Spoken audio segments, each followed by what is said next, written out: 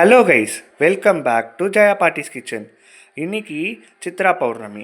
So Chitra Pournami என்ன ஸ்பெஷல்னா, ஜென்ரலாக கோவில்களில் நல்ல வழிபாடு நடக்கும். அது மட்டும் இல்லாமல் இன்னைக்கு மதுரையில் கள்ளழகர் ஆற்றுல இறங்கியிருக்காரு. அவர் பச்சை பொன்னாடை உடுத்திக்கிட்டு ஆற்றுல இறங்கினதுனால ஃபுல்லாக பாசிட்டிவ் வைப்ரேஷன் எல்லாமே நல்லது நடக்கும்னு சொல்லிட்டு ஒரு ஐதீகம்.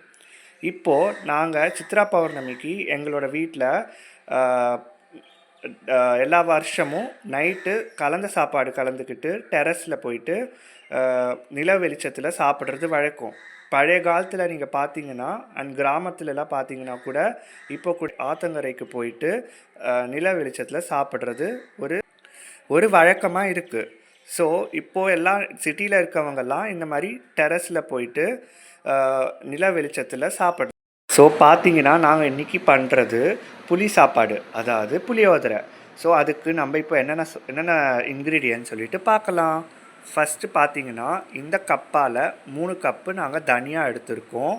அதுக்கப்புறமா 1 கப்பு கடலைப்பருப்பு, அப்புறம் காரத்துக்கு ஏற்ப மிளகாய், அப்புறம் ஒரு பெரிய நெல்லிக்காய் சைஸ் புளி, பழைய புளி எடுத்துக்கிட்டால் தான் புளி சாப்பாடு நல்லா வரும். அண்ட் 1 டீஸ்பூன் வெந்தயம் போட்டிருக்கோம். அதுக்கப்புறம் தேவையான அளவு உப்பு, மஞ்சத்தூள், நல்லெண்ணெய். இப்போது இது எப்படி பண்ணுறது சொல்லிட்டு பார்க்கலாம். இங்கே ஒரு கடாய் வச்சுருக்கோம். இப்போது கடாய் காஞ்சதுக்கு அப்புறமா வெந்தயத்தை போட்டு வறுக்கணும். கடாய் காஞ்சிருச்சு. இப்போ வெந்தயம் போடுறாங்க.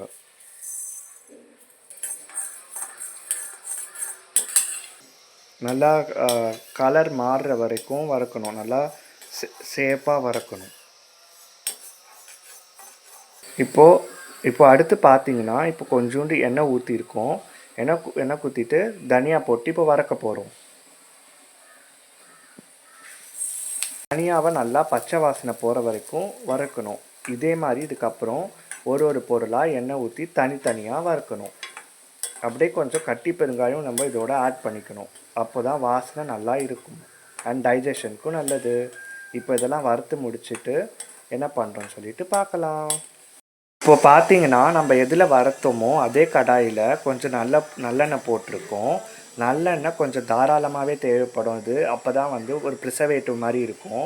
இப்போ இந்த அடுப்பு காஞ்சிருச்சு, கடாய் காஞ்சிருச்சு. இப்போ இந்த கடாயில் கடுகு போடுறோம் 1 ஸ்பூன்.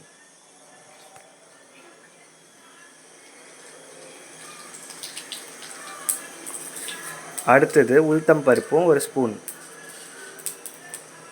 அடுத்தது கடலைப்பருப்பு 1 ஸ்பூன். 3 காஞ்ச மிளகாவை கிள்ளி போட்டுக்கிட்டோம். அடுத்து இப்போ நம்ம புளி கரைச்சி வச்சுருந்தோமா, நெல்லிக்காய் சைஸ் புளி, அதை நல்லா திக்காக கரைச்சி இதில் போட்டுக்க போகிறோம். கூடவே ஒரு 4-5 கருவேப்பிலை இலைகள். இது கூடயே நம்ம தேவையான அளவு உப்பு, அப்புறம் மஞ்சத்தூள் கூடவே போட்டுக்கிறோம். இது நல்லா கொதிச்சதுக்கப்புறமா நம்ம வறுத்து வச்சுருக்கோம்ல, அதை அரைச்சி இதில் போட்டு நல்லா கலரணும். இப்போ பார்த்தீங்கன்னா நம்ம கரைச்சி இது பண்ண புளி நல்லா கொதிச்சிட்ருக்கு. இந்த மாதிரி நல்லா கொதித்த உடனே நம்ம அரைச்சி வச்ச பொடி இதோ இங்கே பாருங்கள், எவ்வளோ நல்லா வந்திருக்கு. கலரே பார்க்க சூப்பராக இருக்குது. இதுலேருந்து இப்போ நம்ம 3 ஸ்பூன் போட்டு கலர போகிறோம்.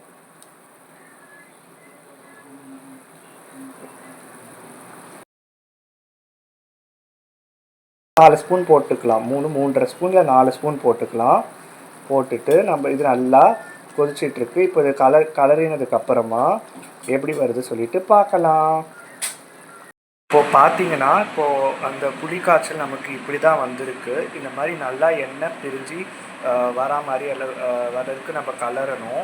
ஸோ இந்த மாதிரி நீங்கள் கலரி வச்சுக்கிட்டிங்கன்னா இது ஒரு 10 to 15 days வச்சுக்கலாம். நீங்கள் ஃப்ரிட்ஜில் ஸ்டோர் பண்ணி வச்சுக்கிட்டிங்கன்னா, இல்லை வெளியில் வைக்கிறீங்கன்னா இது ஒரு 1 வீக்குக்கு வரும். ஸோ இப்போ பார்த்தீங்கன்னா அந்த புளி காய்ச்சலை வச்சு எங்கள் வீட்டில் இப்போது நாங்கள் இதை புளி சாப்பாடு பண்ணிட்டோம். இது இப்படி தான் வந்திருக்கு. கலர் பார்க்குறதுக்கே ரொம்ப நல்லா இருக்குது. டேஸ்ட்டும் செம்மையாக இருக்குது. ஸோ இது நீங்களும் ட்ரை பண்ணி பார்த்துட்டு எப்படி இருக்குதுன்னு சொல்லி கமெண்ட்டில் சொல்லுங்கள். இப்போ பார்த்தீங்கன்னா இந்த பொடி யூஸ் பண்ணிட்டு தான் நம்ம பண்ணோம். ஸோ இந்த பொடி பேலன்ஸ் இவ்வளோ இருக்குது. இதை நீங்கள் ஒரு டப்பாவில் போட்டு ஸ்டோர் பண்ணிக்கிட்டிங்கன்னா உங்களுக்கு எப்போ வேணுமோ அப்போ அந்த மாதிரி புளி காய்ச்சல் செஞ்சு சாப்பிடலாம். இந்த வீடியோ உங்களுக்கு பிடிச்சிருந்ததுன்னா மறக்காமல் லைக் பண்ணுங்கள், ஷேர் பண்ணுங்கள், கமெண்ட் பண்ணுங்கள், எங்களோட சேனலுக்கு சப்ஸ்கிரைப் பண்ணுங்கள்.